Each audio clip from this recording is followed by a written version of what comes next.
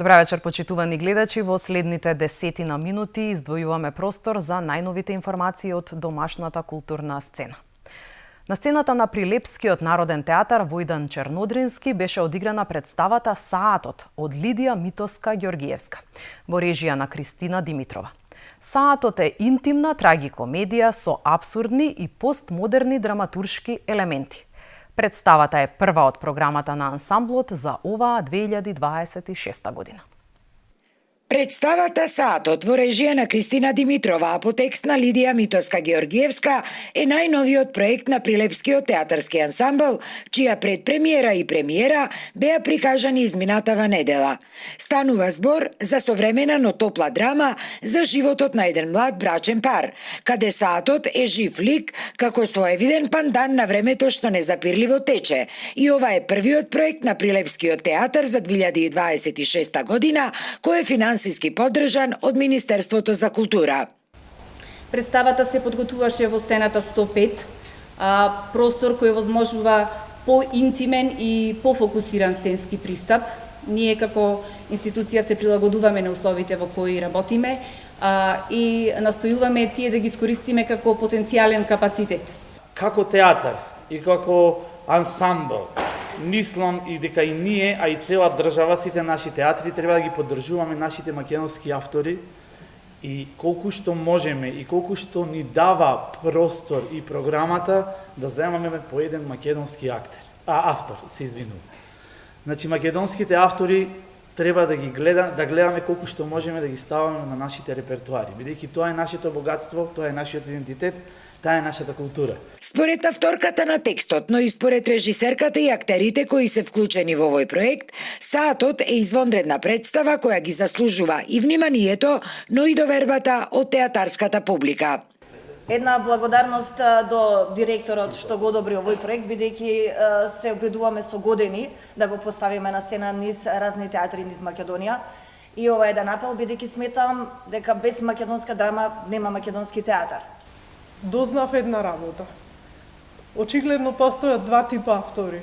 Едните се оние кои што веруваат во своето дело, во она што го напишале и до крај се борат за него, а другите се оние кои што секогаш се сомневаат во се што напишале, го преиспитуваат секој свој збор и се борат не за делото, туку со делото. Или уште повеќе против делото. Јас погодете сум од вторите. Во представата Саатот играат Филип Јездич, Димитар Ѓоргиевски и Наташа Ачански. Сценографијата и костимите се на Благој Мицевски, а музиката е на Филип Јездич и Томе Темелковски. Представата изобилува со силни светлосни и музички ефекти. Во галеријата на Младинскиот културен центар во Скопје се одржа промоција на збирката раскази Ништо нормално од писателката Симона Јовановска. Во фокусот на книгата се наоѓа малиот човек, а низ 20 раскази се отвараат прашања за човечките стравови, желби и несигурности и за самото значење на поимот нормално. Вечерова ја организираме промоцијата на збирката Раскази Ништо нормално во издание на издавачката куќа Или. Модератор на настанот е мојот колега и пријател Иван Шопов. Ова е моја пета книга поред, втора збирка Раскази после 11 години пауза. Да, многу сум среќна што и петата моја промоција ја правам тука во МКЦ. Благодарност до организацијата од страна на МКЦ, која што ми излезе во пресред.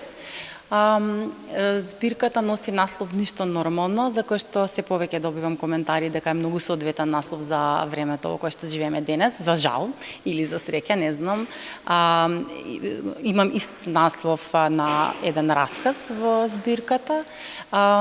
Пораката која што сакам, која што спровеува низ оваа збирка е дека луѓето многу често подлегнуваат под притисокот да се однесуваат, да мислат и да чувствуваат онака како што од нив се очекува, како што е прифатливо, како што е општествено допустливо за да се вклопат во пошироката реторика. Меѓутоа, јас сметам дека промените кои што произлегуваат од отстапувањето од нормалното, од она што се смета за нормално, конвенционално, прифатливо, дека всушност се го отвараат, го трасираат патот кон промените кои што според мене се и повеќе добре дојдени. Книгата може да е во издание не или иницијално може да се најде во нивната книжарница, како и онлайн и во подобро снабдените книжарници во Скопје. Движење, ритам, акварел е 12-тата самостојна изложба на магистер Славица Танеска. Во изложбата се прикажани дела инспирирани од движењето, ритамот, танцот, аргентинското танго и балетот.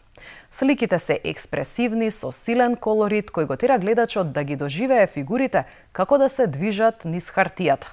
Изложбата е поддржана од град Скопје. Таа ќе биде поставена во малиот салон на галеријата Кора.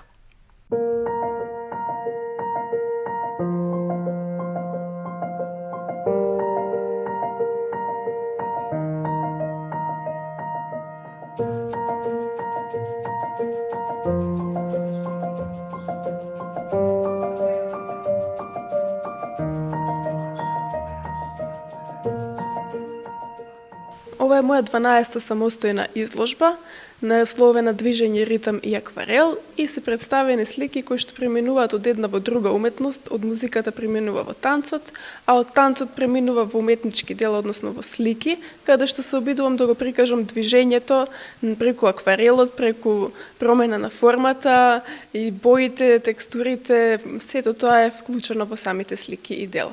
Ги работев делата долг период, 10 години, не е се работени постојано, меѓутоа по едно-две дела континуирано се создавани и така настана оваа изложба која што ќе се отвори вечерва.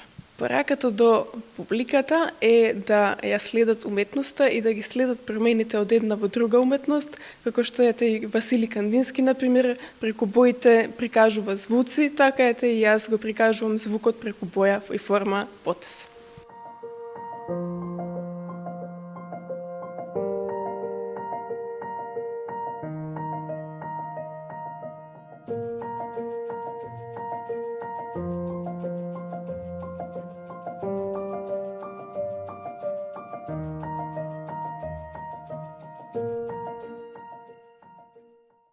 И за крај на овие вести, за уште една изложба која дава значаен придонес во унапредувањето на регионалната културна соработка.